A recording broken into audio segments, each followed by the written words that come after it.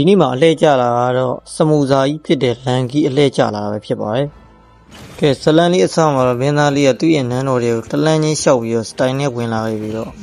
သူ့ပခုံးဓာတ်နဲ့ပုတ်ပြီးတော့ကြတော့ဓာတ်လေးပေးပါခဲ့လိုက်တယ်။အဲ့ချိန်ကနေစပြီးတော့စမူဇာလန်ကြီးဆိုတဲ့ဝင်ဖြစ်ပေါ်လာတာဖြစ်ပါတယ်။ကဲလန်စလော့ရဲ့တစ်ဆန်ထွေကိုပြောမှဖြစ်တဲ့ကြောင့်လန်စလော့ရဲ့အဓိကအရေးကြီးတဲ့ပတ်စစ်အကြောင်းလေးကိုစလိုက်ကြအောင်။လန်စလော့ရဲ့ပတ်စစ်ကတော့ရိုးရှင်းပါတယ်။အဲ့ဒီသုံးလို့ရှိရင်အဲ့ဒီအောက်မှာပတ်စစ်လေးတစ်ခုရမယ်။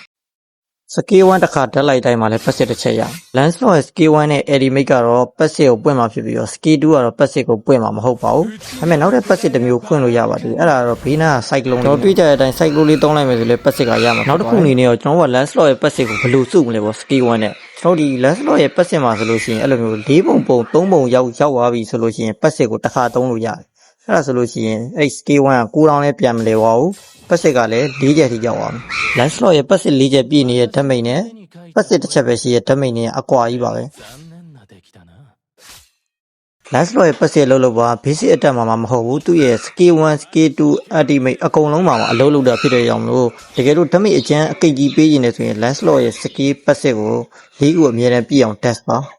ဒီမှာဆိုလည်းမြင်တွေ့ရတဲ့အတိုင်းပဲပတ်စစ်၄ခုပွင့်နေတဲ့ ultimate ဓာတ်မိတ်နဲ့ပတ်စစ်တစ်ခုရဲ့ ultimate ဓာတ်မိတ်ကအရန်ကိုကွာနေပါတယ်။ဘိုးရင်းတူရှင်ပြောရရင်တော့အဓိက Scale 1ကောင်းကောင်း test တက်ဖို့လိုပါတယ်Scale 2စမူဇာမှာဆိုရင်တော့အပိုင်း၃ပိုင်းကွဲသွားမှာဖြစ်ပါတယ်။ဘေးတောင်303ခုမှာဆိုရင်တော့ဓာတ်မိတ်ကတစ်ခါရုံမှာဖြစ်ပြီးတော့အလဲအကောင်လေးမှာဆိုလို့ရှိရင်တော့ဓာတ်မိတ်က2ခါဝင်မှာဖြစ်ပါတယ်။တကယ်အလဲတဲ့စမူဇာမှာဆိုလို့ရှိရင်တော့ဓာတ်မိတ်က3ခါစက်တိုက်ဝင်မှာဖြစ်ပါတယ်။ Scale 2ရဲ့ဓာတ်မိတ်ဘယ်လောက်အတိအကျရှိတယ်ဆိုတော့ပြောပြပေးပါဦးမယ်။ဒါဆိုလို့ရှိရင်ကျွန်တော်ဒီ Scale 2ရဲ့အလဲတဲ့ကိုသုံးလိုက်တာဓာတ်မိတ်က2400ကျော်ဖြစ်နေပါတယ်။ကျွန်တော်က Scale 2ရဲ့ဘေးလေးကိုသုံးမယ်ဆိုလို့ရှိရင်တော့ဓာတ်မိတ်ကအနည်းငယ်ပဲဝင်တော့မှာဖြစ်ပါတယ်။ Scale 2ရဲ့ထောင်ဆုံးအကောင်လေးကိုသုံးမယ်ဆိုရင်တော့ဓာတ်မိတ်က1000တော့ပြည့်တော့မှာမဟုတ်ပါဘူး။ item နဲ့ upload ကိုလည်းနောက်ဗီဒီယိုမှာပြပေးအောင်မှာဖြစ်ပါတယ်။နောက်တစ်ချက်အနေနဲ့တော့ကျွန်တော်တို့ကဒီ Scale 1တစ်ခါသုံးပြီးတိုင်းမှာကျွန်တော်တို့ကပတ်စစ်ပွင့်တာဖြစ်တဲ့ကြောင့်မလို့ Scale 1 basic attack Scale 1 basic attack လေးကိုလုတ်တက်ဖို့လိုပါတယ်။ကျွန်တော် Scale 1သုံးမယ် basic attack တစ်ချက်မယ် Scale 1သုံးမယ် basic attack တစ်ချက်ပဲအဲ့လိုမျိုးလေးကို train ပေးလို့ရပါတယ်။ဒါကတော့ Lancelot ရဲ့တစ်ဆန်ထွေလေးပဲဖြစ်တယ်လို့ gameplay ဗီဒီယိုနောက်ဗီဒီယိုမှာဆက်ပြီးတော့တင်ပြအောင်ပါ။ကျွန်တော်ကောင်လေးကိုလည်း follow လေးချက် like လေးခုနဲ့ကူညီပေးသွားလို့ရပါတယ်။